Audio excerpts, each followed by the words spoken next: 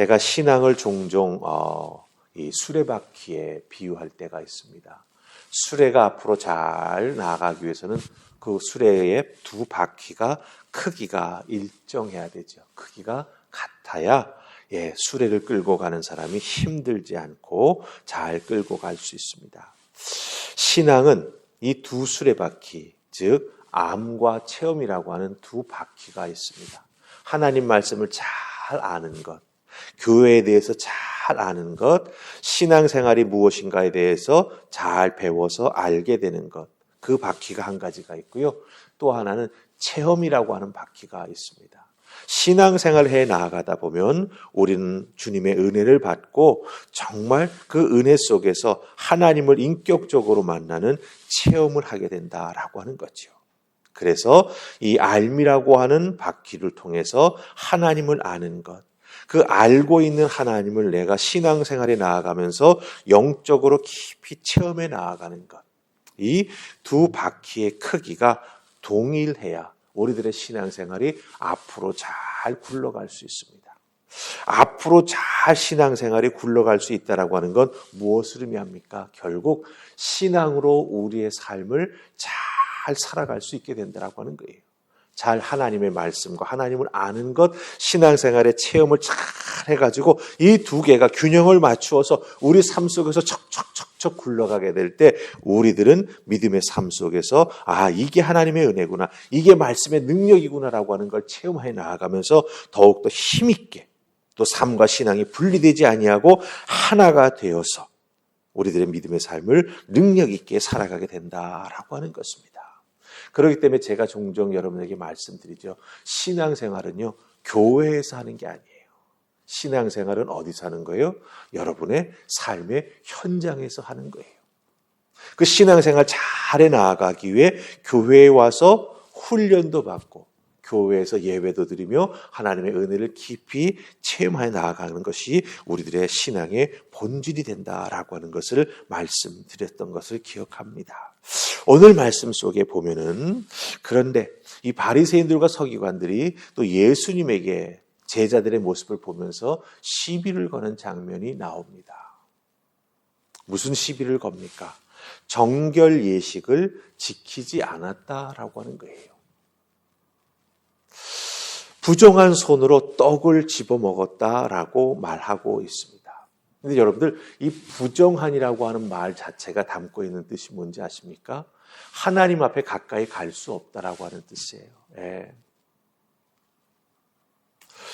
시장에 나아가서 돌아다니다가 돌아와서는 물로 씻지 않고는 떡을 먹지 않는다. 또한 발도 물로 씻는다. 식사하기 전에 잔과 주발과 녹그릇을 씻는다.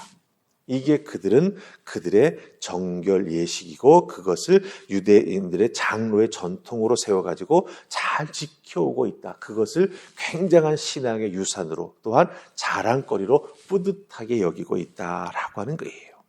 그런데 우리가 잘 오늘 마가복음의 말씀을 살펴보면서 느끼는 게 있지 않습니까?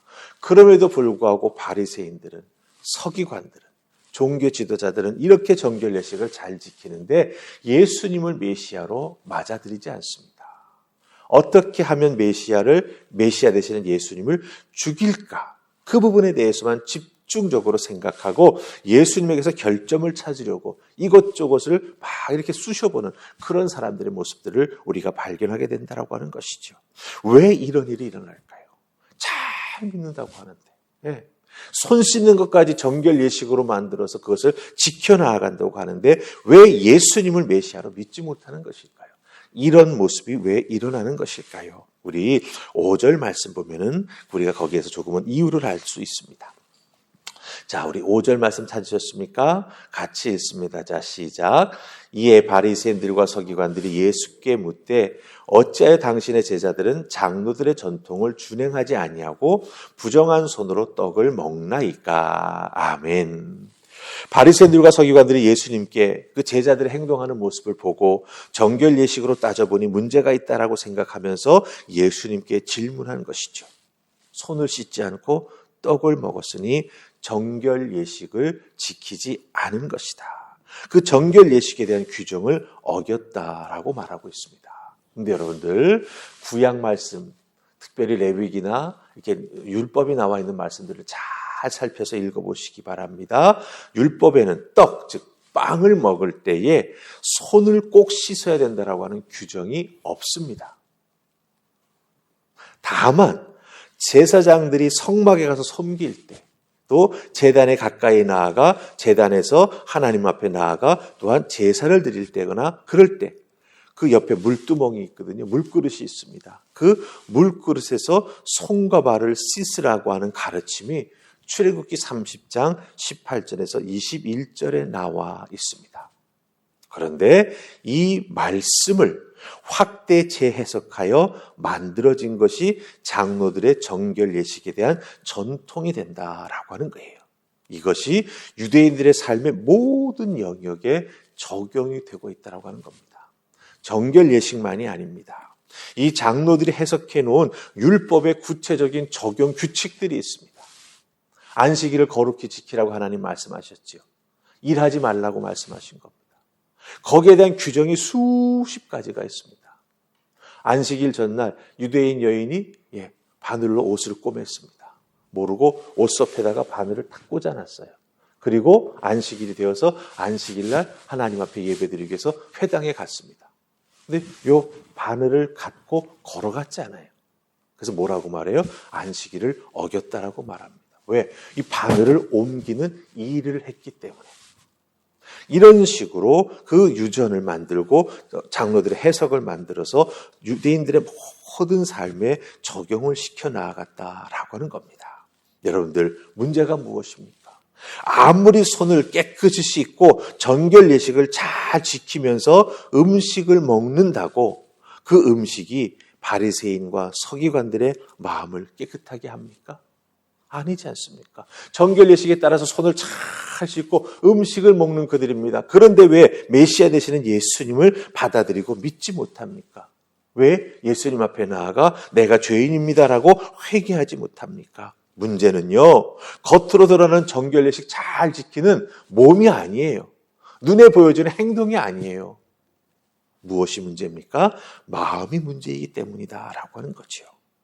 더러운 마음이 가득 찬 그들, 잘못된 가르침으로 가득 차 있어서 진리를 받아들이지 못하는 그들의 마음이 문제가 된다라고 하는 거죠. 근데 자기들이 잘 지키고 있는 정결 예식을 가지고서 타인을 정죄하는 것은 종교적 위선이 된다라고 하는 겁니다. 그렇기 때문에 이와 같은 것들이 잘못되었다라고 우리 예수님께서는 지적하고 계시다라고 하는 것이죠. 예수님은 이런 바리새인들과 서기관들에게 이사야 선지자의 말씀을 인용하시면서 그들의 문제의 본질이 무엇인가라고 하는 걸 지적하고 계십니다. 우리 6절, 7절 말씀 한번 같이 읽을까요? 자, 6절, 7절 같이 읽습니다. 시작. 이르시되 이사야가 너희 외식하는 자에 대하여 잘 예언하였도다. 기록하였으되 이 백성이 입술로는 나를 공경하되 마음은 내게서 멀도다. 사람의 계명으로 교훈을 삼아 가르치니 나를 헛되이 경배하는도다 하였느니라. 아멘. 자, 이 6절 7절에 우리 예수님께서 이사야의 말씀을 인용하십니다. 이사야 29장 13절 이하에 나오는 말씀을 예수님 인용하고 계시다라고 하는 거죠.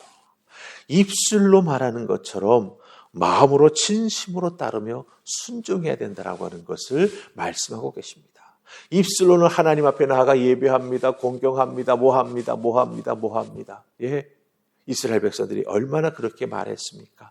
하지만 마음으로는 하나님을 진짜로 공경하지 않았죠. 헛되이 경배하는도다라고 이사야 선지자는 말해주고 있다라고 하는 겁니다. 결국 무엇입니까?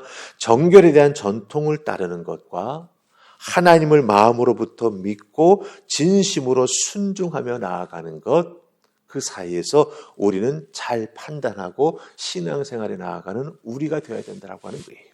여러분들, 우리들도 신앙생활에 나아갈 때 정결 예식 못지않은 우리들 나름대로의 전통이 있습니다. 또 교회마다 전통이 있습니다. 그 전통이 살아있는 전통, 우리들의 신앙을 돕는 전통이면 참 좋습니다. 그런데 대부분의 경우 이 전통은 죽은 전통인 경우가 많이 있다라고 하는 거예요. 그렇기 때문에 그 전통을 다시 말씀으로 바르게 재해석하고 또한 오늘날의 우리들의 다음 세대들이 잘 따라올 수 있도록 정말 귀하게 적용시켜 나아가는 것이 우리에게 참 중요한데, 하나님의 말씀과 잘못된 전통을 따라 나아가는 것이 주객이 전도되어 가지고, 말씀은 사라지고 전통을 지키는 것은 눈에 보이거든요. 쉽게 드러나거든요. 우리가 옛날에는 저렇게 해오지 않았는데, 제가 잊혀지지 아니하는 말 한마디가 있습니다. 어느 큰 교회에 교회를 세웠던 목사님이 이제 은퇴하시고 새 목사님이 오셨어요. 그 새 목사님이 열심히 목회를 해 나가시는데 많은 분들이 좀 이렇게 마음에 부딪히는 부분이 있었나 봐요. 그래서 회의를 열고 그 목사님에게 이런 말을 했대요. 목사님 지금 해 나가시는 그 목회의 모습은 우리 교회스럽지 않습니다. 제가 교회 이름은 뺀 거예요. 이름만 되면 너무나 다 아는 교회이기 때문에. 우리 교회스럽지 않습니다. 이 부분을 우리가 조심스럽게 잘 생각해보고 적용해야 될 필요가 있다고 하는 거죠. 우리 교회스럽지 않습니다가 말씀보다 앞서는 것은 아닌지. 그렇죠? 우리 교회가 가지고 있는 아름다운 전통은 잘 계승하고 지켜나가고 또 다음 세대들에게 새롭게 적용해 나아가야 되죠. 하지만 그것이 올무가 되고 진심으로 예배하는 것을 방해하게 되는 주객이 전도되는 모습이 된다라고 한다면 그것은 사실은 잘못된 것이다라고 하는 것을 우리가 잘 기억하고, 여러분의 신앙의 삶 속에서도 내가 가지고 있는 내 마음 신앙생활에 귀한 모습들이 있죠. 그것이 여러분들의 전통일 수 있습니다. 그 전통이 나의 신앙생활을 힘있게 하는지, 더 기쁘게 하는지, 능력 있게 하는지를 살펴보시면서 그것을 잘 적용, 발전시켜 나아가시고, 혹시 그렇지 못한 부분이 있다라고 한다면 말씀에 비추어서, 그렇죠? 그것을 잘 손질해 나아가서 새롭게 만드시고 하나님을 더욱더 뜨겁게 예배하시고 신앙생활을 더욱더 뜨겁게 해 나아가는 여러분들 되시기를 주님의 이름으로 축복합니다. 아멘. 우리 기도하십시다. 좋으신 하나님 은혜 감사합니다. 오늘도 주신 말씀 저희들 잘 기억하게 하시고, 특별히 우리 주님께서 잘못된 장로들의 유전을 가지고 신앙생활에 나아가고 헌신에 나아가고 봉사에 나아가는 그 모습을 지적하면서 잘못된 본질로 나아가려고 하는 그 모습을 지적하시면서 잘못된 것이라 가르쳐 주십니다. 예수님의 음성 잘 듣고 기억해 나아가면서 우리들의 신앙생활 속에서 주객이 전도되는 잘못된 모습은 없는지 돌아보게 하시고, 하나님을 더욱더 바르게 만나고 바르게 예배하고 전심으로 섬겨 나아가는 믿음의 사람이 되기 위해 하나님 말씀을 우리들의 삶의 기준으로 삼고 살아나아갈 수 있도록 주여 도와주시옵소서. 아버지께서 오늘도 말씀으로 살아 역사하여 우리를 이끌어 주실 줄 믿고 예수님 이름으로 기도하옵나이다. 아멘.